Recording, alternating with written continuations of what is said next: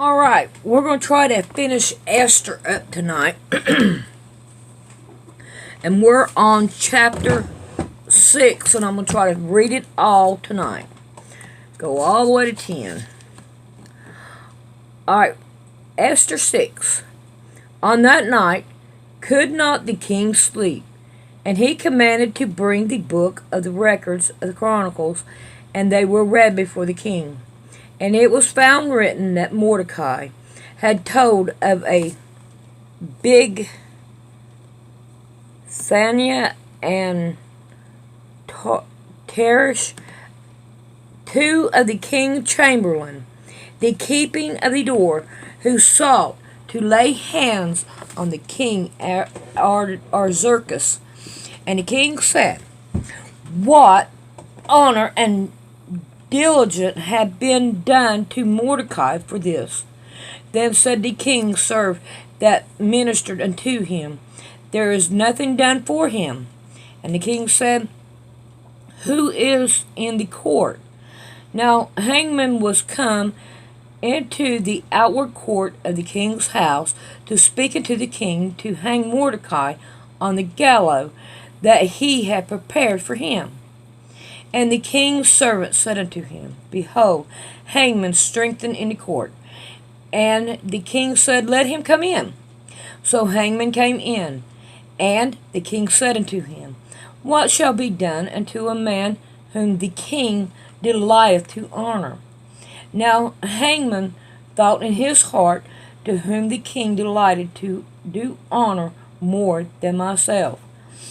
And Haman answered the king, for the man whom the king delighteth to honor. Let the royal apparel be brought which the king used to wear, and the house that the king rideth upon, and the horse, and the horse, I can see him riding upon a house. Oh God. The king rideth upon, and the crown royal which is set upon his head.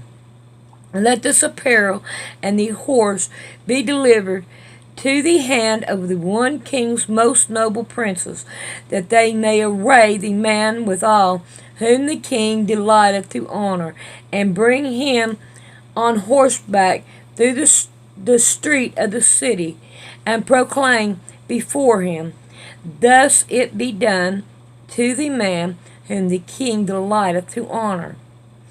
Then the king said to Haman, Make haste, and make the apparel and the horse, as thou hast said, and do even to Mordecai the Jew, that sitteth at the king's gate. Let nothing fail of that all that thou hast spoken.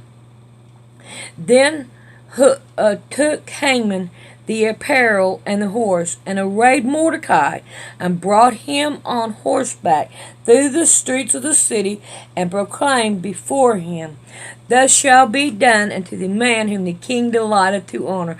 I just bet that he was mad as all get out. And Mordecai came again to the king, but Haman hasted to his house mourning, and having his head covered. And Haman told Zeresh, his wife, and all his friends everything that had befallen him. Then said his wise man and Zeresh, his wife, to him, If Mordecai be of the seed of the Jews, before whom thou hast began to fall, thou shalt not prevail against him, but thou shalt surely fall before him.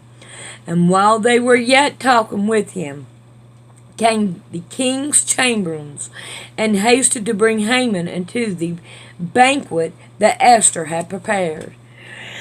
Now we're on number 7. So the king and Haman came to the banquet with Esther the queen.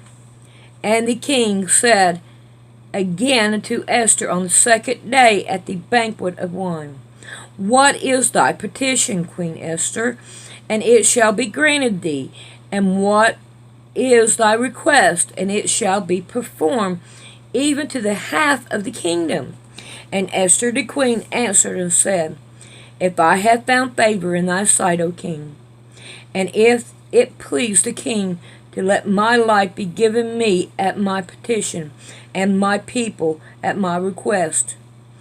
For we are sold, I and my people, to be destroyed, to be slain, to be perished. But if we had been sold for a bondman and a bondwoman, I had held my tongue, although the enemy could not counterfeit the king's damage. Then the king Xerxes answered and said unto Esther the queen, Who is he, and where is he, that does presume in his heart to do so? And Esther said, The adversary and enemy is the wicked man Haman. And Haman was afraid before the king and the queen. And the king arose from the banquet of wine in his wrath, went into his palace garden, and Haman stood up to make request for his wife to Esther the queen, for he saw that there was evil determined against him by the king. Then the king returned out of the palace garden into the place of the banquet of wine, and Haman was fall upon the bed thereon Esther was. Then said the king, Will he force the queen also before me in my house?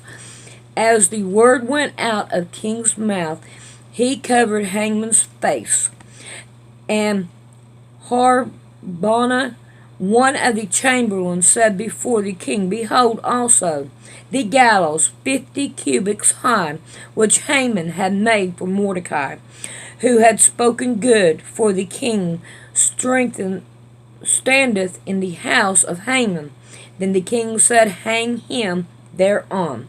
So they hanged Haman on the gallows that he had prepared for Mordecai. Then was the king's wrath pacified. All right, we're on number 8. That is bad. Have your name Hangman, and then you got to be hung. Oh boy. All right, we're on number 8. On that day did the king Xerxes give the house of Haman, the Jews' enemy, unto Esther the queen. And Mordecai came before the king, for Esther had told what he was unto her. And the king took off his ring, which he had taken from Haman, and gave it to Mordecai. And Esther set Mordecai over the house of Haman. And Esther spoke yet again before the king, and fell down at his feet, and besought him with tears to put away the mistress of Haman the Agate, and his device that he had devised against the Jews. Then the king held out the golden sepulchre towards Esther. So Esther arose and stood before the king, and said, If it please the king, and if it hath found favor in his sight, and the thing seem right before the king, and I be pleased in his eyes, let it be written to reverse the letter devised by Haman, the son of Hammedatha the Agate, which he wrote to destroy the Jews which are in all the king's providence. For how can I endure to see the evil that shall come unto my people? Or how can I endure to see the destruction of my kindred? Then the king Artaxerxes said unto Esther the queen and Mordecai the Jew, Behold, I have given Esther the house of Haman, and him that have hanged upon the gallows, because he laid his hands upon the Jew.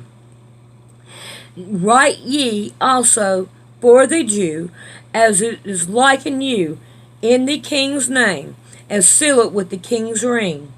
For the writing which is written in the king's name, and sealed with the king's ring, may no man reverse. Then there the king's scribe called at that time in the 3rd month, that is the month Sivan, on the 3rd and 20th day thereof. And it was written according to all that Mordecai commanded to the Jews, and to the laments and the disputes and rules of the province which are from India to Ethiopia, and 127 provinces, unto every province according to the writing thereof, and unto every people after their language, and to the Jew according to their writing and according to their language. And he wrote in the king's Artaxerxes' name, sealed it with the ring, and sent letters by post on horsemen, and riders on mules, camels, and young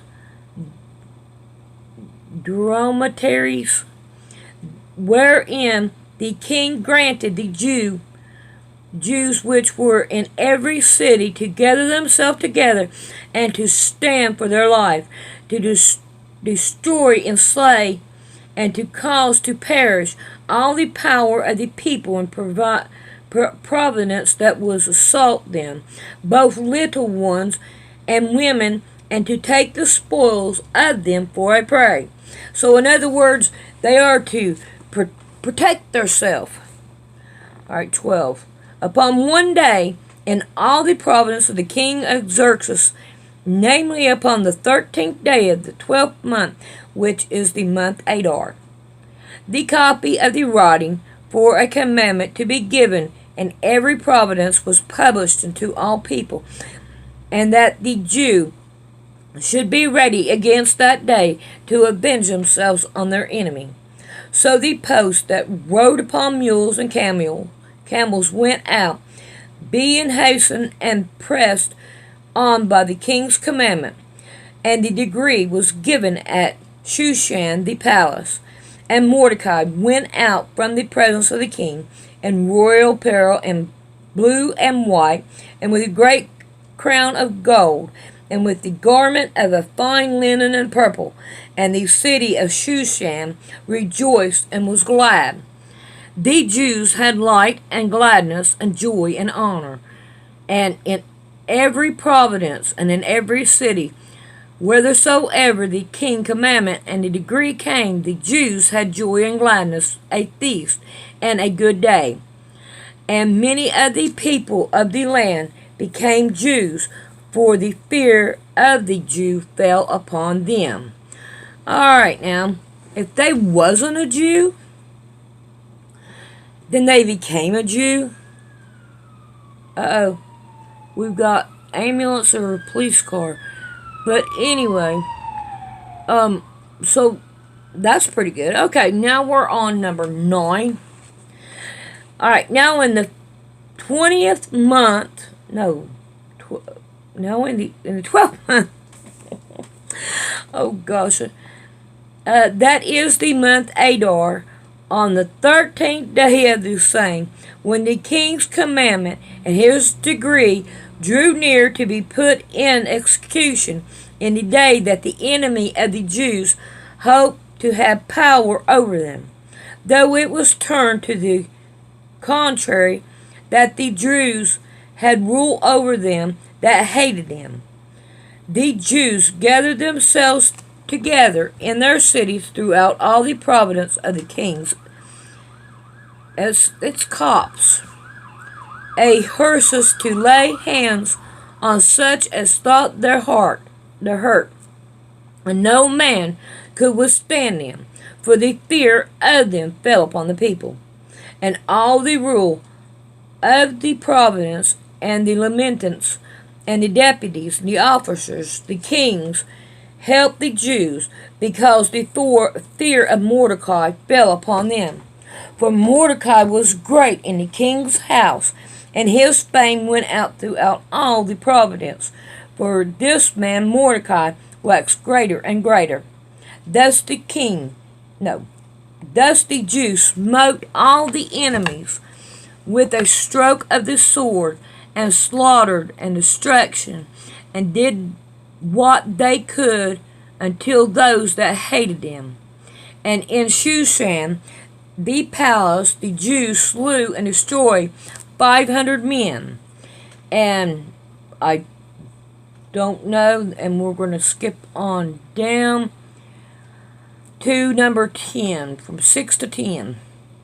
The 10 sons of Haman, the son of, the enemy of the Jews, slew they, but on the spoil laid they not their hands. In other words, they didn't take nothing. They just defended themselves and went on back home. Which we can handle that. Alright. On that day, the number of those that were slain in Shushan the palace was brought before the king. And the king said unto Esther the queen, the Jews have slain and destroyed 500 men in Shushan the palace. And the 10 sons of Haman, what have they done in the rest of the king's province? Now, what is thy petition? And it shall be granted thee. Or what is thy request further?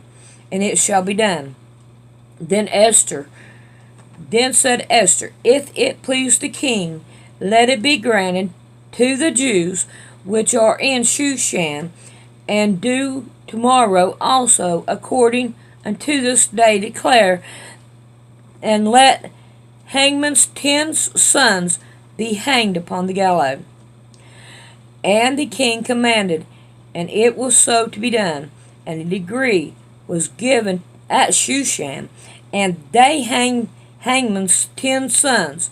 For the Jews that were in Shushan gathered themselves together on the 14th day also of the month Adar, and slew 300 men at Shushan, but on the prey they laid not their hand.